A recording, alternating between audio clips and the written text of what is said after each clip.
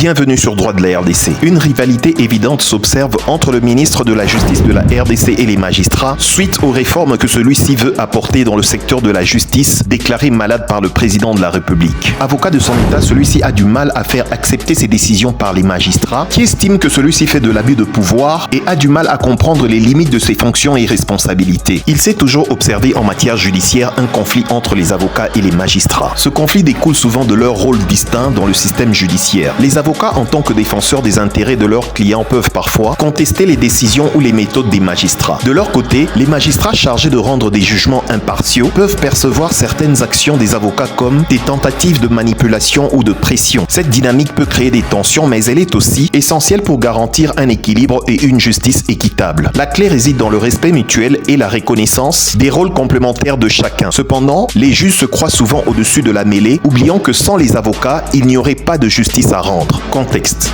Tokosenga na justice ya mboka na biso ezala sérieuse. Tokosenga na parquet na biso ezala opérationnel.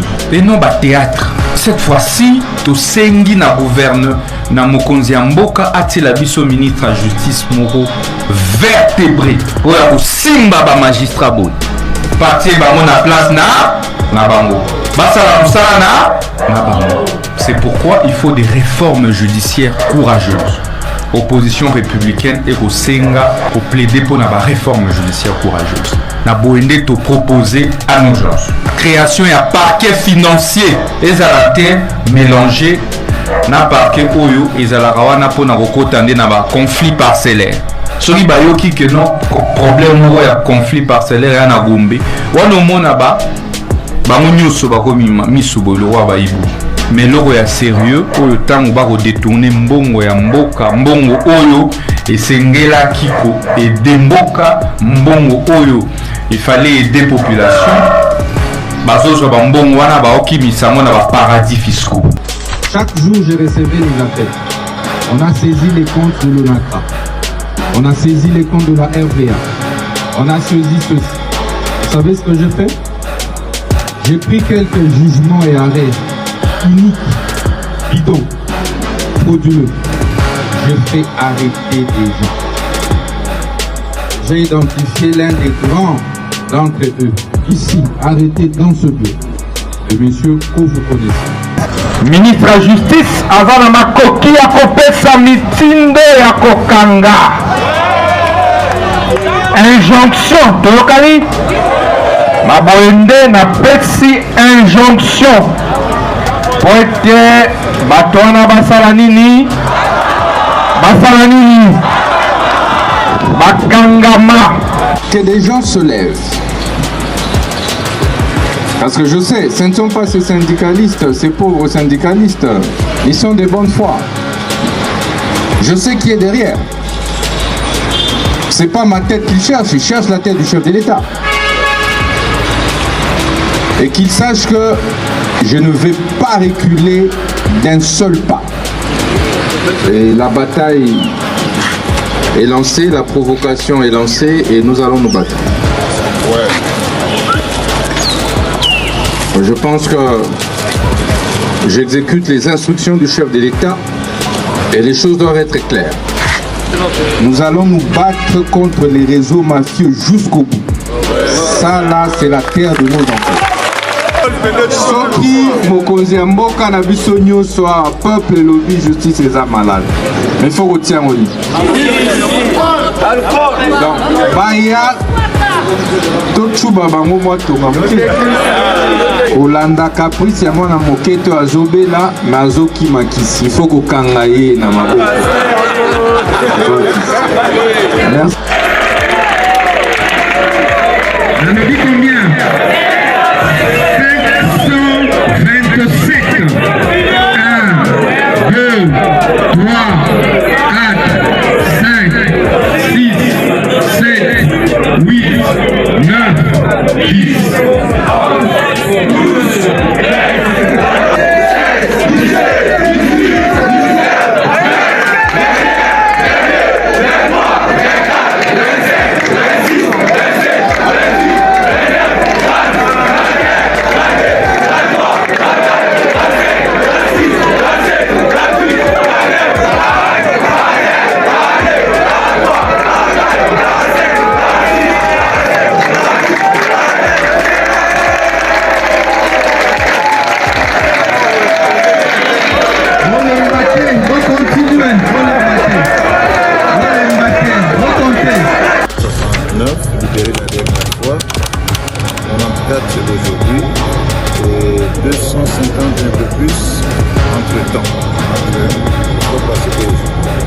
257 prévenus libérés en une semaine.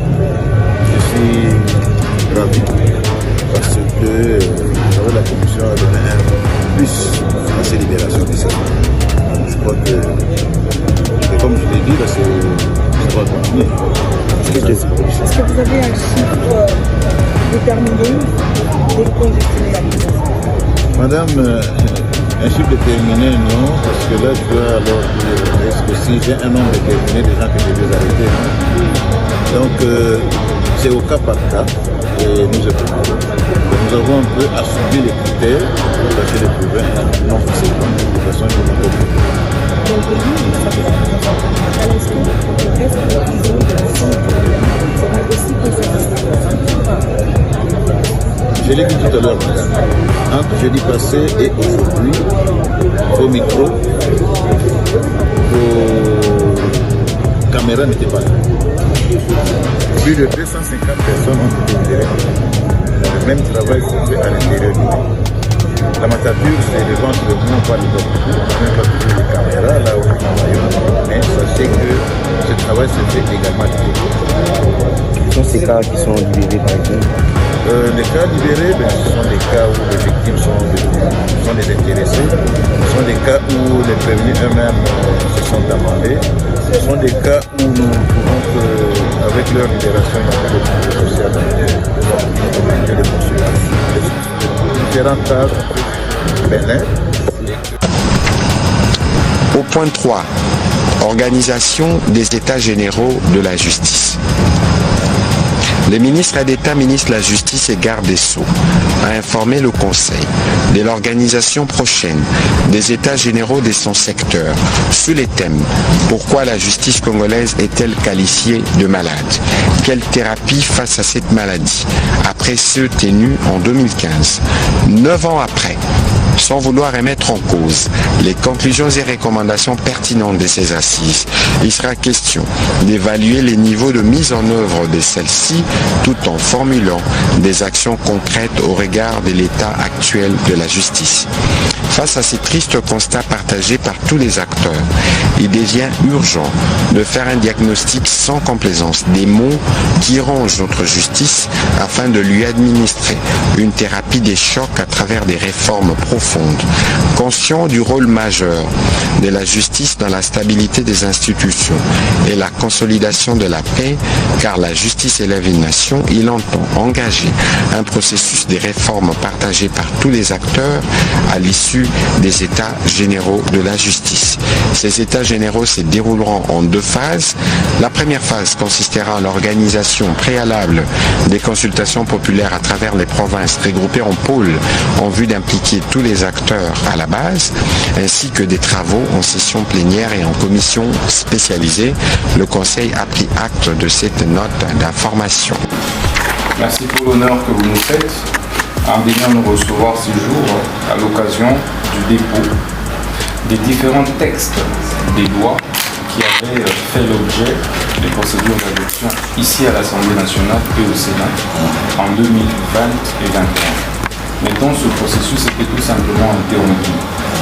C'est pourquoi, dans le cadre de la politique des réformes de l'appareil judiciaire, de notre système judiciaire, tel que voulu et souhaité par son Excellence Monsieur le Président de la République, nous avons exhumé ces textes et nous nous sommes arrogés le devoir de venir par devers vous pour vous les soumettre afin de solliciter leur réexamen et adoption s'il échec, ce qui va nous permettre de pouvoir systématiquement réformer notre système judiciaire et soulager ainsi les souffrances de nos populations sur les pratiques de fraude, des corruptions, des mafias qui malheureusement se semblent émaillées et qui prennent en otage notre système judiciaire.